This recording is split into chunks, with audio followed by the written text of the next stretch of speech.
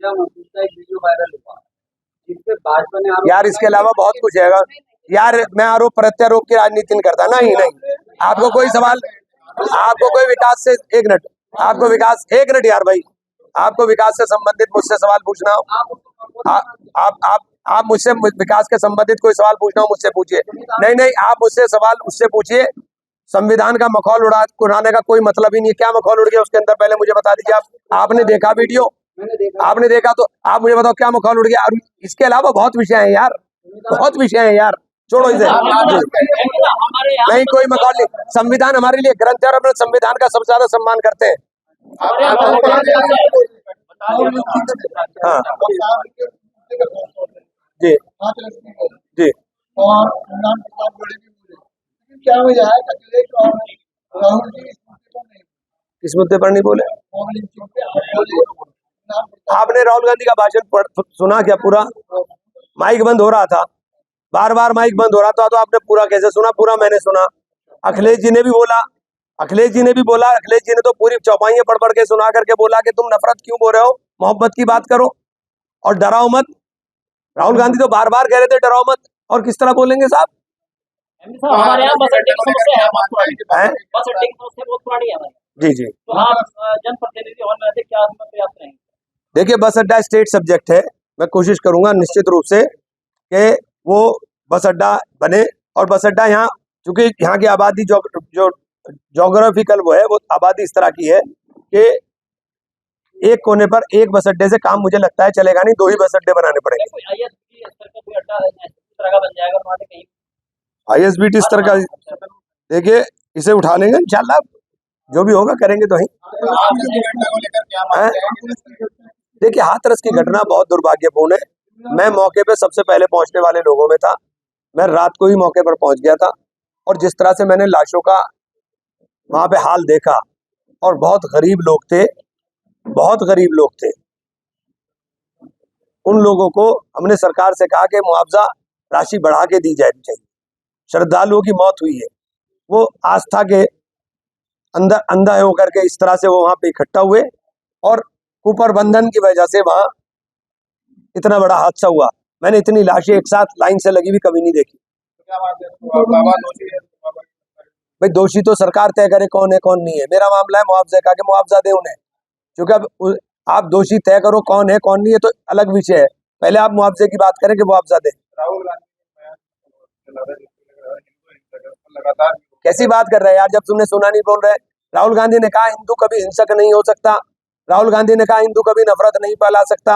आप हिंदू के नाम के ऊपर ये नफरत और हिंसा क्यों फैलाने की बात करते हो? राहुल गांधी ने कहा, आपने उसे उल्टा कर दिया। कैसी बात कर रहे हैं भाई? और ये सब रिकॉर्डेड है, रिकॉर्ड के अंदर है, इसलिए कोई भी बात ऐसी मत करो जो रिकॉर्ड के अंदर हो और आप गलत बयान कर रहे हो। जिले का विकास या और मेडिकल कॉलेज का विकास, आपने बिजली की समस्या को लेकर माननीय योगी आदित्यनाथ की तारीफ? भैया, मैंने योगी जी की तारीफ नहीं की थी। मैंने ये कहा था, और आप में से कौन सा आदमी है जो मेरी बात को झुठला देगा? इस कड़कड़ाती गर्मी में जब ट्रांसफार्मरों के ब्लास्ट हो रहे हो, बिजली के कर्मचारी रात भर करके काम कर रहे थे, मैं जाग रहा था, मैं देख रहा था, मैं करा रहा था। लाइट हमें अच्छी मिल रही थी, मैंने अच्छी लाइट की बात तारीफ कर दी, आपने योगी से जोड़ दी। बताओ इसमें मेरी क्या गलती है भाई?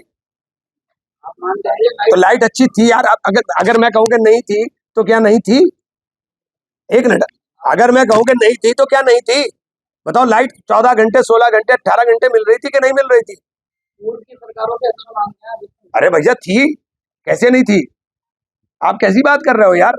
एक विपक्ष में होने का मतलब केवल आलोचना हो गया कि हम आलोचना ही करते रहेंगे?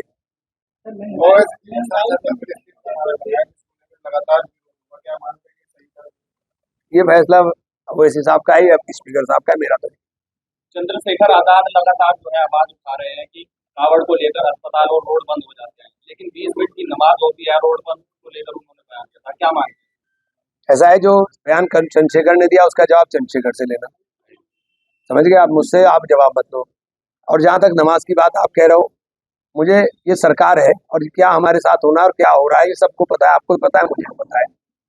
लेकिन ये बैठे जुबैरी साहब क्या नमाज जायज है? अगर सड़क के ऊपर आप पढ़ रहे हैं, सरकार ने मना कर दी, हवा की बातें कर रहे हैं। चंद्रशेखर को तो नहीं मालूम है ना? ये मसले की बात है। अगर सरकार ने मना कर दिया कि नमाज नहीं पढ़ सकते आप, तो आप सड़क पर नमाज पढ़ रहे हैं, आपके अल्लाह ने नमाज ही नहीं कबूल करी, क्योंकि मालिक सरकार है उसकी। आप नहीं पढ़ सकते। सांसद महोदय, आप अभी विकास की बात कर रहे थे, लोग बाग बिजली के बिल से बड़ा परेशान है, बिजली के लागू बिल आ रहे हैं, उसमें अब आगे क्या करेंगे? ज्यादा परेशानी लोगों को सामना करना पड़ेगा, उसमें क्या करें? भैया कोई शिकायत पर्टिकुलर आएगी, निश्चित रूप से उसके अंदर कर बिजली घर की शिकायतें जा रही हैं, लोगों के मैटर करते जा रहे हैं, लोग परेशान हैं, उसमें क्या करें? कनेक्शन तो उन्होंने 400 किलोवाट तक बढ़ा दिया। भैया ये जो देखिए ये जो जन समस्या है जो लेकर आएंगे, इन मामले में निश्चित रूप से अधिकारियों का भी मीटिंग बुलाएंगे, हम दिशा की मीटिंग बुलाएंगे, उस मीटिंग के अंदर अधिकारियों के सामने रखेंगे। और अगर किसी का व्यक्तिगत रूप से पर्टिकुलर है, मैं आपके माध्यम से कहना चाहता हूँ, मेरे कार्यालय पर आ जाए, मैं बैठा हूँ, मिलूंगा। मैंने तय करा कि मैं हर सूरत में कुछ भी होगा, सैटरडे संडे में तो सहारनपुर ही रहूंगा, चाहे कहीं भी होऊंगा, लेकिन सैटरडे संडे में सहारनपुर ही रहूंगा। मानसून आ रहा है और बाढ़ की स्थिति पहले भी सहारनपुर में देखने को मिली थी, क्या आज को लेकर प्रशासन- देखो ये बहुत ऐसा मुद्दा है कि मैं इसके ऊपर गहन मंथन कर रहा हूँ और कुछ विशेषज्ञों से राय भी ले रहा हूँ। सहारनपुर के अंदर 3 नदियां हैं खासतौर से, एक नदी है पौधोई नदी, दूसरा ढमोला, और तीसरी जो बड़ी नदी है वो है हिंडन। और जब ये तीनों नदी एक जगह मिलती है तो हिंडन के अंदर फ्लो ज्यादा होता है, हिंडन पानी नहीं ले पाती और ये बैक मारता है, और बैक वाटर से पूरे शहर के अंदर हमारे तबाही मचती है। तो इसमें हम क्या करा सकते हैं, इसका क्या रास्ता निकल सकता है? चूंकि प्राकृतिक आपदा है, लेकिन इसका कोई रास्ता कोई ना कोई निकलने का होगा, उसमें हम विशेषज्ञों से राय लेकर के काम करेंगे। अगर आप ये वीडियो YouTube पर देख रहे हैं तो हमारे चैनल को सब्सक्राइब करें और बेल आइकन को दबाना ना भूलें। अगर आप Facebook पर ये वीडियो देख रहे हैं तो हमारे पेज को लाइक करें।